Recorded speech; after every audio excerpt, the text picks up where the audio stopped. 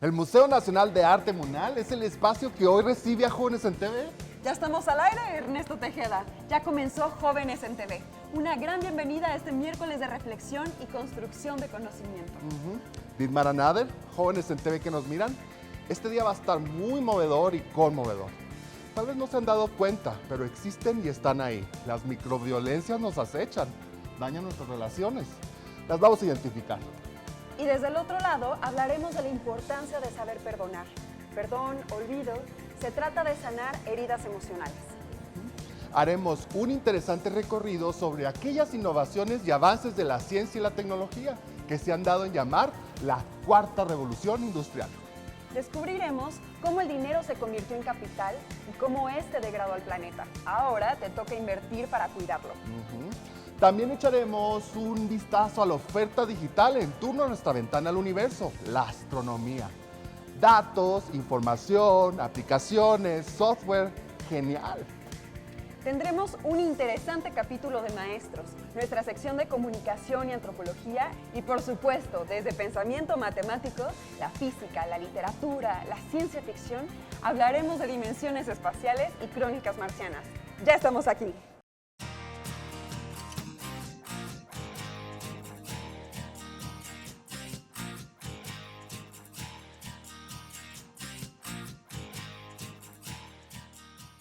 Wow, ¿cuántos detalles tiene este edificio?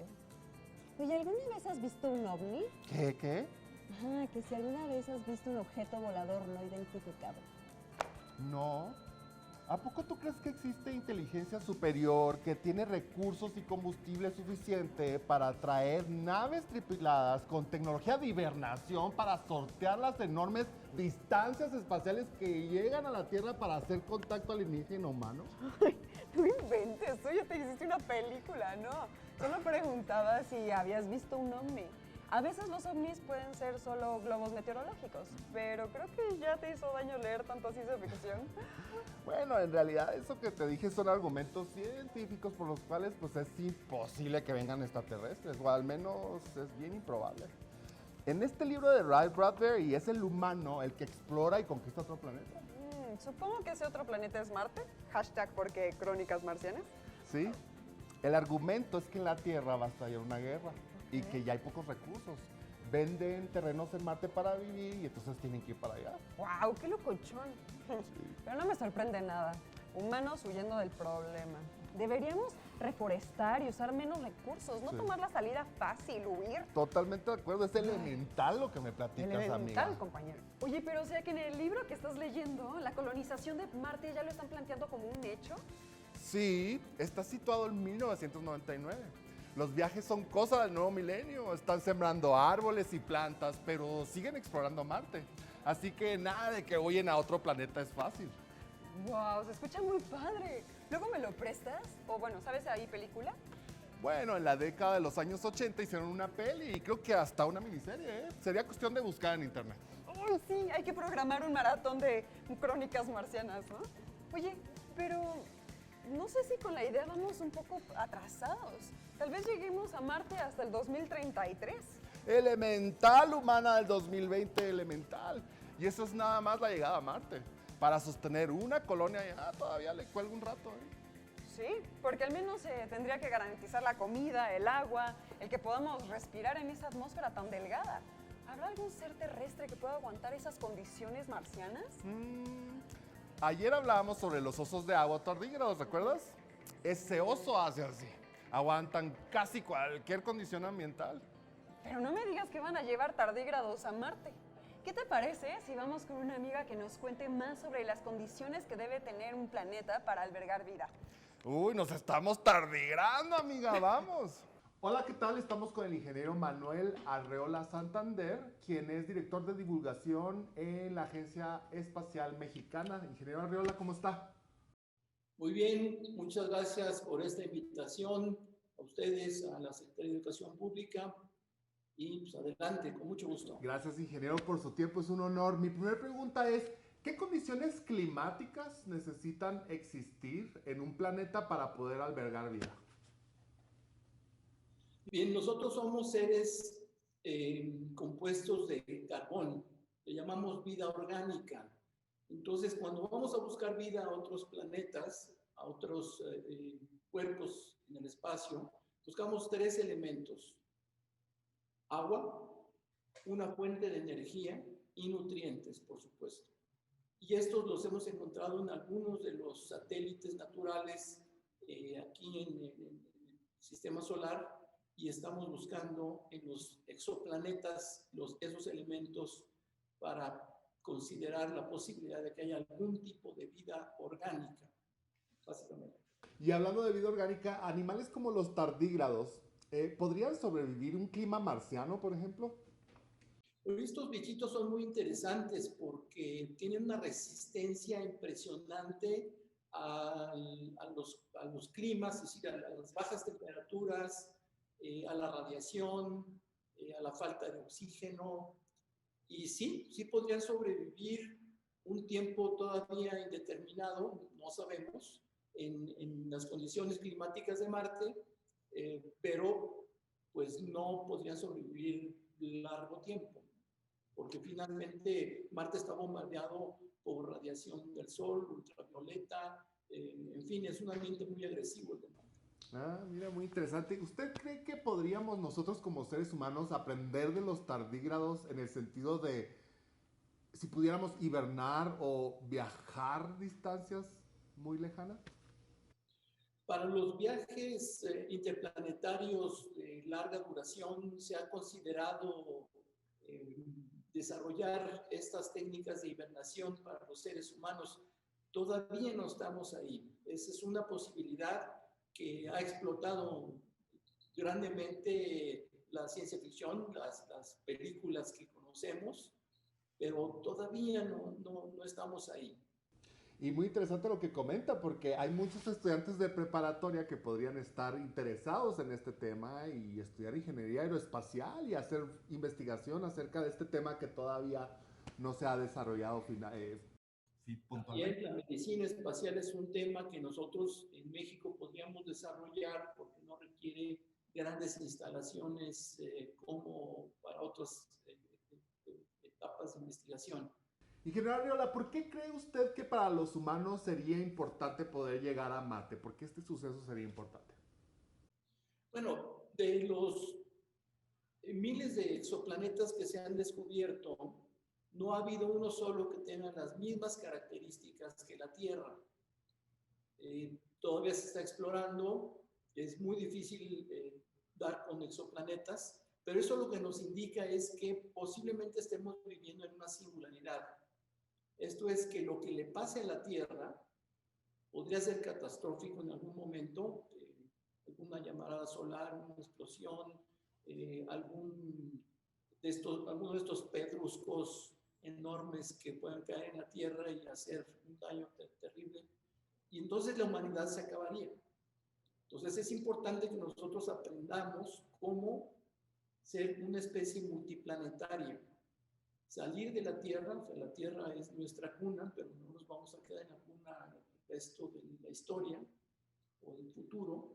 Entonces tenemos que buscar y aprender cómo poder salirnos de aquí, habitar otros planetas, para que en un futuro lejano la raza humana pueda sobrevivir como especie.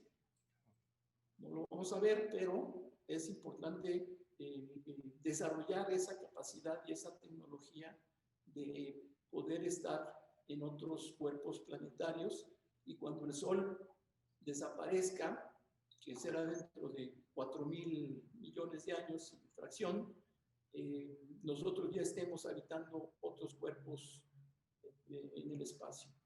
Muy interesante sería eso. Y por último, me gustaría hacerle esta pregunta. ¿Cuál es aquel libro de ciencia ficción que le ha gustado tanto que lo ha leído en repetidas ocasiones?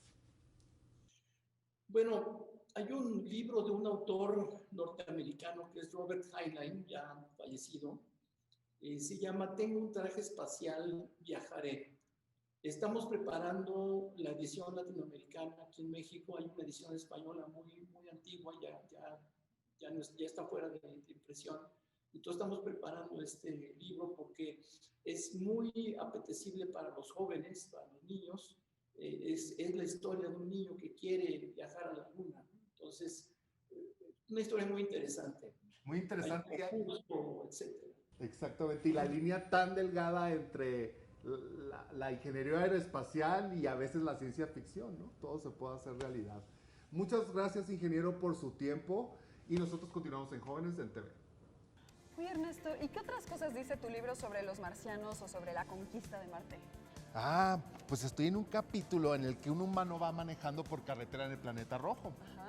Se encuentra un marciano, tratan de tocarse y le ofrece una taza de café, pero fracasa. ¿A los marcianos no les gusta el café? No, más bien es como si estuvieran en otra dimensión o en otro tiempo. Pero de algún modo coincidieron. Cada uno ve al otro traslúcido. Pueden ver las estrellas a través de sus cuerpos y cada uno cuenta lo que hay en su época, pero el otro no lo ve. O sea que el marciano le dice, mira qué bonita ciudad, y el humano dice, ¿cuál ciudad? Exactamente así. El humano ve una ciudad donde el marciano ve un bosque. Están juntos, pero no están juntos, como si fuera una especie de compaginación de dimensiones. ¿Pero qué dimensiones comparten? ¿El espacio o el tiempo? Ay, pues todos vivimos en la tercera dimensión, ¿no?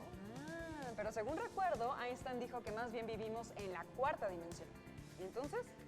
Sí, pero en términos matemáticos, pues no hay límite para las dimensiones. Puede haber 3, 4, 5, 10, 1000, muchas. Ajá, tú lo has dicho, en términos matemáticos, pero ¿y en términos físicos? ¿Será posible que existan más dimensiones? ¿Qué te parece si vamos con un experto en el tema para que nos cuente más sobre esto? Ay, sí, porque la verdad no puedo ni pensar en cómo sería una quinta dimensión. Vamos. Hola, ¿qué tal? Estamos con el doctor César López Monsalvo, quien es catedrático del CONACYT en la Universidad Autónoma Metropolitana Unidad Azcapotzalco. ¿Cómo estás, César? Hola, ¿cómo andas? ¿Todo bien? Bien, gracias por tu tiempo. Mi primera pregunta es, en física, en tu campo de estudio, ¿cómo podemos definir qué es una dimensión? Bueno, en mi campo de estudio en general, una dimensión es una dirección en la que te puedes mover de manera independiente. Por ejemplo, adelante, atrás, izquierda, derecha, arriba, abajo. Es una dirección en la que te puedes mover. ¿Podríamos decir entonces que sería como un vector o no? Un vector genera una dimensión, sí. Genera una dimensión. Dos vectores, si tienes dos vectores que no, uno no es el múltiplo de otro, generan dos dimensiones. Tres vectores generan tres dimensiones y así sucesivamente. Y de eso vamos a seguir hablando. Justo, ¿cuáles son las tres dimensiones, ¿no?, de nuestra vida real y cómo las podemos percibir? Pues bueno, esa casi que las percibimos aún sin saber física. Si uno está parado y tiene los ojos de frente, entonces adelante, atrás, esta es una dimensión. Esa dirección estoy apuntando hacia ti. También tengo izquierda y derecha, me puedo mover también en estas direcciones. Y si pudiera volar o cavar, podría ir hacia arriba o hacia abajo. Entonces tengo tres direcciones independientes en las que me puedo mover. Y el tiempo, normalmente, nosotros escuchamos en la tele, cuando leemos los documentales, ¿no?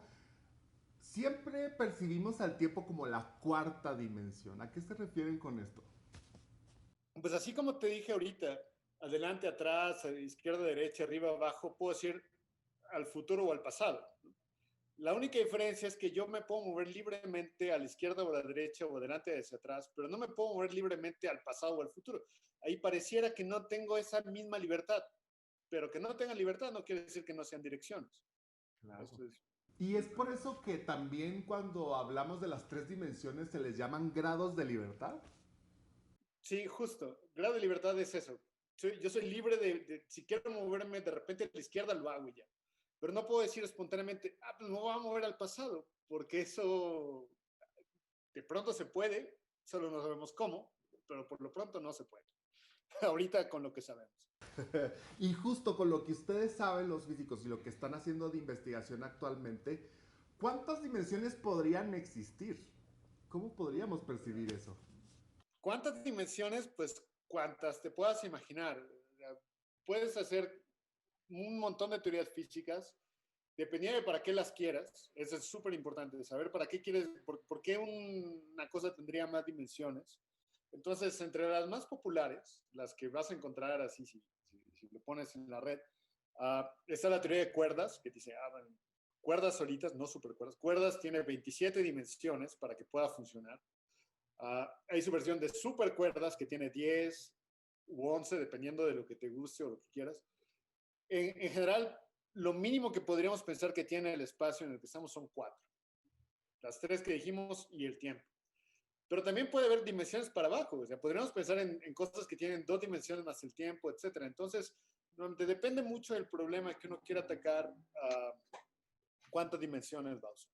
Y también luego están las de los fractales, que son dimensiones fraccionarias, ¿no? Que ya es así, y ya hablamos de eso en un programa, de las dimensiones fraccionarias. Dimensión 3,5. Exacto, 3,5, 4/3, etcétera.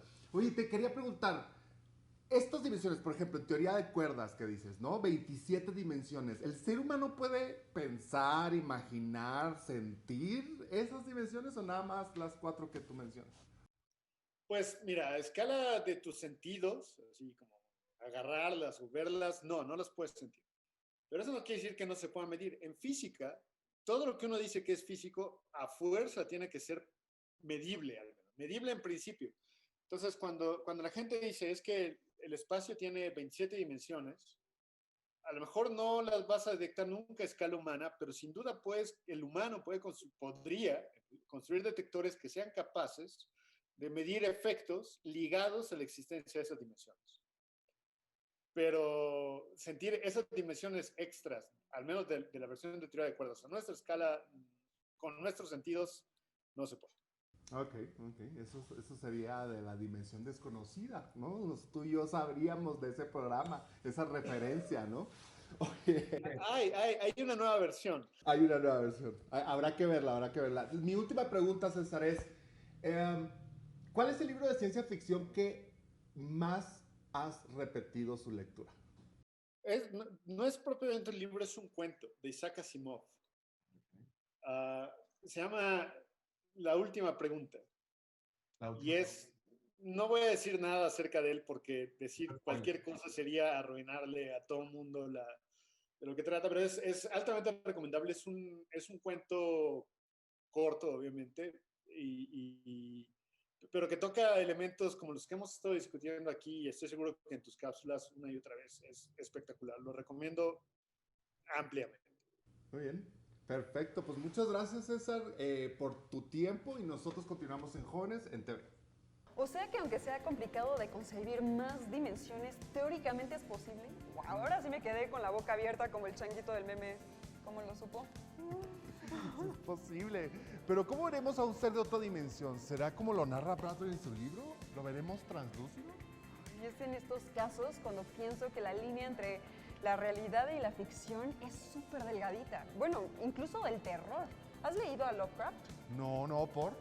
Uy, te va a encantar. Es el amo del terror y yo creo que hay algo de ciencia ficción en sus textos.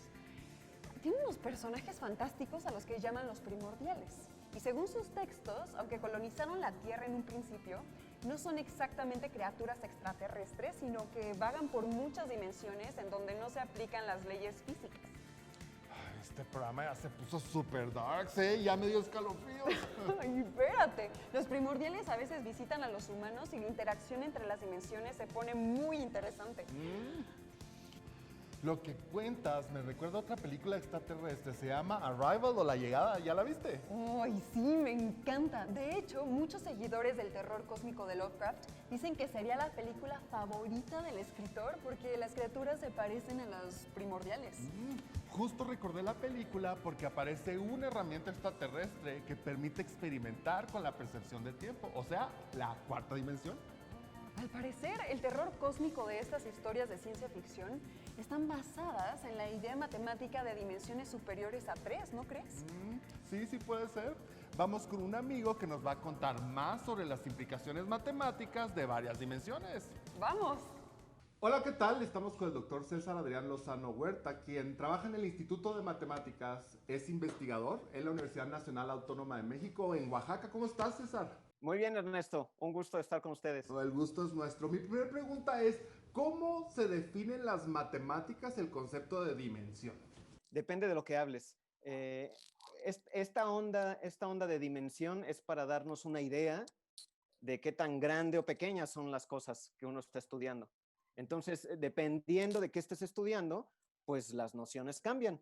Déjame darte un ejemplo. Okay. uno puede estar estudiando geometría en el espacio, así como lo vemos en la hoja de una libreta, en el plano.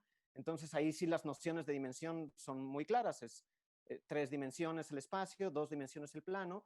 Pero ¿qué tal que quieres estudiar cosas mucho más finas, como por ejemplo, qué tan rugosa es una nube, qué tantos quiebres hay en la costa del Golfo de México? Entonces, el concepto de línea ya es muy burdo, resulta burdo. Le asocias otro número. Entonces, depende de qué estás estudiando, es la noción de dimensión que necesitas usar. Perfecto. Y quizá no contesto tu pregunta, disculpa. no, y la contestaste muy bien porque es justo para allá vamos. O sea, nosotros, ¿cuántas dimensiones realmente percibimos de acuerdo a las matemáticas? Claro, ahí sí ya estamos en una cosa un poco más concreta. Es, olvídate de las nubes, de las costas del Golfo de México. Dime yo cómo me forjo una idea de qué tan grande es el espacio en el que me muevo, ¿no? En ese caso, pues la dimensión es 3. Y qué bueno que así sea para no confundirnos. Pero resulta ser que pues la dimensión de un plano es 2, la dimensión del espacio es 3, y a la hora de que te pones a hacer las cuentas, pues realmente pues, no necesitas quedarte en 3. Entonces, la dimensión que percibimos es 3. Si estudias álgebra lineal, digamos, en un primer curso de la universidad, y la de la libreta, del plano de la libreta es 2, y la de una línea es 1. Ahora, dentro de las matemáticas, teóricamente podríamos deducir que existen más de 3 dimensiones o no. Sí, por supuesto. A la hora de hacer las cuentas y de querer tratar pues con delicadeza, digamos que de manera más seria el concepto de dimensión, te das cuenta que no hay necesidad de detenerse en 3. Puedes hablar de 4, 5, 6 dimensiones. Ahora, ¿las percibimos? Es quizá lo que te preguntas. Quizá no. Habrá quien te diga que sí, yo no. Yo percibo 3 dimensiones, como yo creo que la mayoría de los matemáticos, pero el modelo matemático, el modelo que aparece en el papel, ese no necesita 3 dimensiones o 4, ese puede tener 1000 dimensiones. Sirve para otras cosas. Déjame darte un ejemplo de un ambiente que depende de más de 3 dimensiones. El cuerpo humano depende del corazón, del riñón, del cerebro, de los ojos, para que funcione bien. Todas esas son dimensiones que bien pueden caber en un modelo matemático que depende de más dimensiones, más de 3. Muy bien. En las matemáticas, ¿qué es la cinta de Moebius? La cinta de Moebius es un objeto matemático. Se estudia pronto en la licenciatura, en un primer curso de geometría en la licenciatura, y es una superficie. Es una superficie como cualquier otra, localmente se ve como la hoja de una libreta. Entonces, si tú vas y la ves un pedacito, pues es una hoja de libreta, es algo de dimensión 2, es una superficie, como digo. Lo interesante de la cinta de Möbius es la geometría global, déjame darte la definición un poco más formal, la que encuentras en el libro, es una superficie, es decir, de dimensión 2, no orientable. Y quizá ese no orientable es lo que llama la atención de muchos estudiantes. Pero en principio eso contesta a tu pregunta, ¿qué es? Es una superficie no orientable. Muy bien, y en topología, ¿qué podríamos decir que es la botella de Klein? De nuevo, es un objeto matemático, se estudia también en una licenciatura en matemáticas relativamente pronto. Es una superficie de una sola pieza, que consta de una sola pieza. Se dice compacta. Compacta es que no es muy, muy grande. Es una superficie compacta de una sola pieza. De nuevo, no orientable. Por último, me gustaría preguntarte, ¿cuál es el libro de ciencia ficción que has repetido su lectura, que te gusta más? Ciencia ficción. Tiene algunos años que no leo ciencia ficción, pero quizá el último que leí y que me gusta tener hasta la fecha cerca es Las cartas del diablo a su sobrino de C.S. Lewis. Es una historia simpática. ¿Por qué se te hace una historia simpática? Es una historia simpática. Es la historia de un diablo, digamos, experimentado, aconsejando a un diablo, a su sobrino, que es un diablo novatón, digamos, sobre cómo hacerle para poder condenar a más personas en este mundo, en este valle de lágrimas. Entonces le van dando tips así de, pues, mira, va a ser muy difícil hacer este hombre pecador, pero quizá ese no es tu objetivo, más bien distráelo para que siempre anda distraído y no ponga atención en las cosas importantes. Cosas de ese estilo. Pues habremos que recomendárselo a los chavos que nos están viendo en este momento. Te agradezco mucho tu tiempo y la disposición y nosotros regresamos en Jóvenes en TV. Los seres humanos estamos inmersos en 3 dimensiones espaciales: ancho, alto y largo. Es lo que en matemáticas se asocia con los ejes X, Y y Z. Albert Einstein, además, relacionó el tiempo con la 4ª dimensión, así que el espacio-tiempo implica 4 dimensiones en términos de física.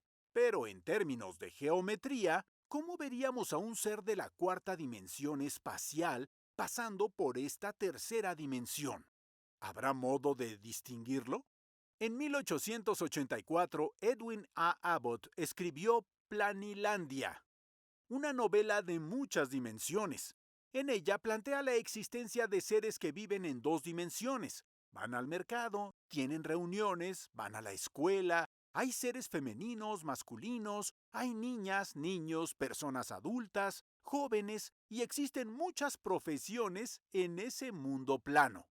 Los habitantes del pueblo son de formas diferentes: triángulos, cuadrados, pentágonos, hexágonos y hasta círculos.